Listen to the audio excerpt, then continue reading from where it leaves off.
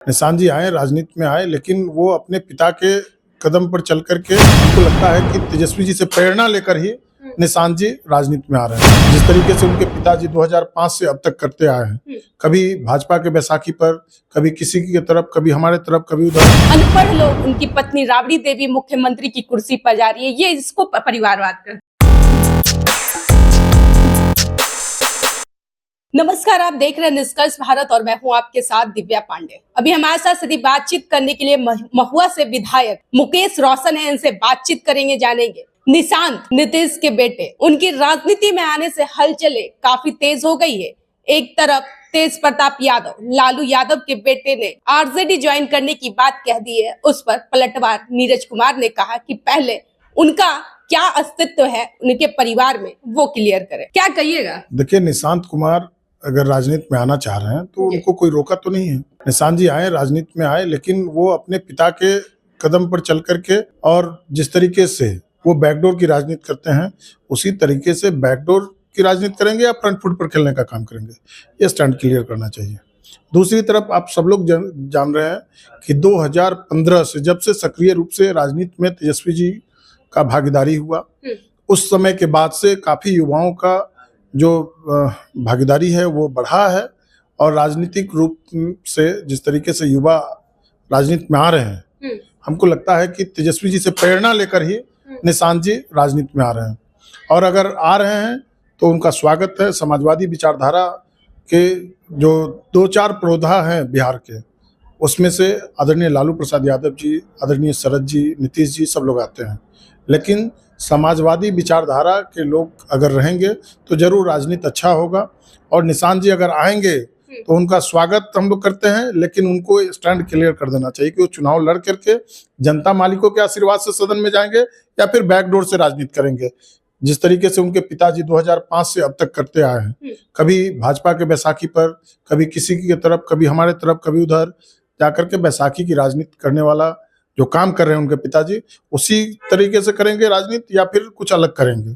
तो उनकी राजनीति तो अलग होगी ना, क्योंकि लगातार जिस तरीके से परिवारवाद का आरोप लालू यादव पर लगता रहा है, तो अगर उनके बेटे राजनीति में आ रहे हैं नीतीश कुमार के, तो नीतीश कुमार ने कहा है कि राजनीति में आना है तो परिवारवाद को लेकर मत चलिए। अब क्या नीतीश कुमार पर भी परिवारवाद? अब तो परिवारवाद का जो परिभाषा है वो तो चेंज हो जाएगा ना।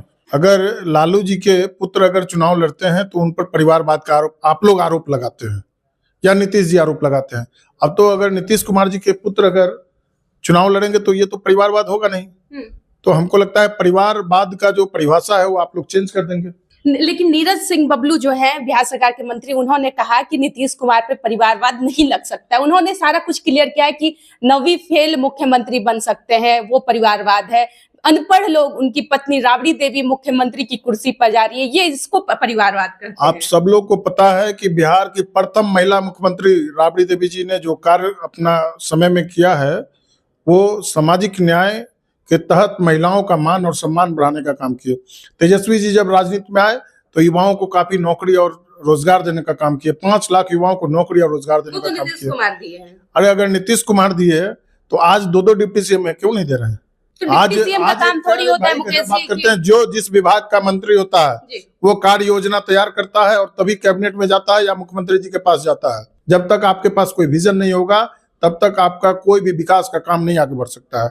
जिस तरीके से जो वैकेंसी क्रिएट करने का काम किए तेजस्वी जी, जो वैकेंसी को भरने का काम किए, उस समय पेपर लीक कहाँ हो रहा था जब महागठबंधन की सरकार थी? आज पेपर लीक हो रहा है।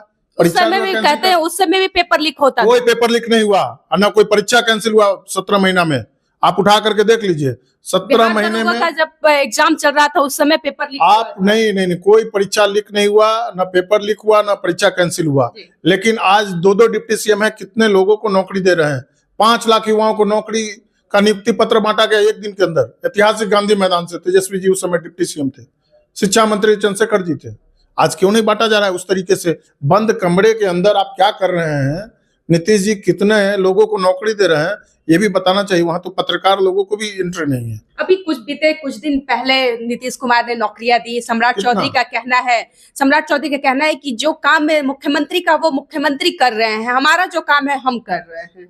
तो ठीक है, 600-500 कितना नौकरी बांट रहे हैं, और यहाँ तो लाखों में बट रहा था। तो आज तो 2-2 डिप्टी सीएम है, आज तो 10 लाख नौकरी बांटना चाहिए था गांधी मैदान से, क्यों नहीं बांट रहे हैं? 12 लाख का उन्होंने किया। अरे वो सब बस फर्जीवाड़ा करते हैं लोग, फर्जीवाड़ा के अलावा कुछ नहीं है बीजेपी और एनडीए के लोगों के पास। तो इस बार की चुनाव क्या कांग्रेस के साथ आरजेडी लड़ेगी? महागठबंधन एक साथ है और एक परिवार की तरह महागठबंधन के लोग चुनाव लड़ेंगे। आप लोग इसकी चिंता न करें, हमारे नेता और कांग्रेस के नेता सब लोग मिल बैठ करके इसका निदान निकालेंगे। चलिए, तो जिस तरीके से लगातार नीतीश कुमार के राजनीति में आने से हलचलें तेज हुई है, तो आरजेडी अब उनका स्वागत करने के लिए तैयार है। क्या निशांत अपने पिता की पार्टी में आते हैं, जदयू ज्वाइन करते हैं, या आरजेडी? जिस तरीके से तेज प्रताप यादव ने कहा कि वो आरजेडी आना चाहते हैं, ज्वाइन करना चाहते हैं, तो कर सकते हैं। हमारे साथ अभी बातचीत करने के लिए मुकेश रोशन थे। आपने सुना है इनकी क्या कुछ कहना था। फिलहाल हमारे साथ बने रहे, धन्यवाद।